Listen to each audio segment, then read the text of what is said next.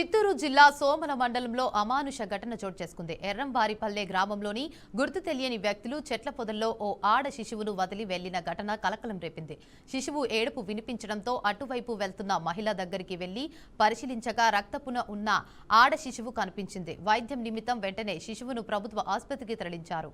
వైద్యులు ప్రథమ చికిత్స అందించిన అనంతరం ఐసీడీఎస్ సిబ్బంది శిశువును చిత్తూరు శిశు విహార్కు తరలించారు. శిశువును ఎవరు ఎందుకు వదిలారన్న దానిపై పోలీసులు దర్యాప్తు చేపట్టారు. దారుణ ఘటనపై గ్రామస్తులు తీవ్ర ఆవేదన వ్యక్తం చేశారు.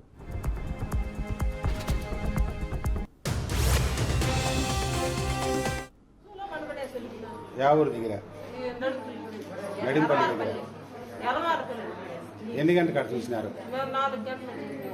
తెల్లవారు 6 గంటల కాడ ఏడుస్తా ఉంది. ఏం బిడ్డ? చుట్టుపక్కల ఇండ్లు ఉన్నాయా? చుట్టుపక్కల ఇండ్లు ఉన్నాయి. ఎవరైంది ఏమీ తెలియదు. మా ఊర్లో మటుకు గర్భ మనుషులు పశువులో పనిపడేసి యా ఊరు దగ్గర?